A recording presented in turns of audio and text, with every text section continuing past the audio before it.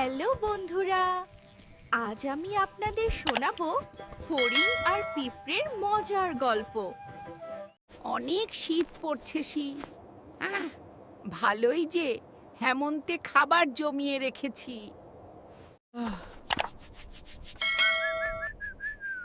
খুব ঠান্ডা লাগছে, কোথাও খাবারও নেই।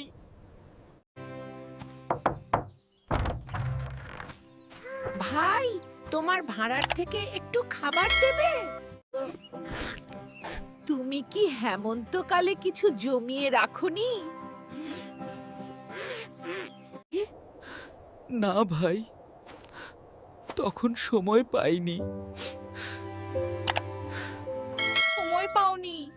কোন কাজে এত ব্যস্ত ছিলে? সারাটা হেমন্ত আমি গান গেয়েই কাটিয়েছি। ও, তাই খাবার রাখা হয়নি। গান গেয়েছো? ঠিক আছে, এখন নেচে শীতটা কাটাও। হে আল্লাহ, আমি আর কি করলাম? যতই অলস হোক, পাড়া প্রতিবেশীকে না খাইয়ে রাখা ঠিক না। ভাই, খেয়ে নাও। ভুল সবাই করে, কিন্তু ঠিক পথেই ফিরে আসতে হয়। কাজের সময় কাজ না করলে পরে কষ্ট পেতে হয়। শ্রম করলে ভবিষ্যৎ সব সময় সুন্দর হয়। যদি এই ভিডিওটা তোমাদের ভালো লেগে থাকে তাহলে লাইক দিতে ভুলবেন না, সাবস্ক্রাইব করুন।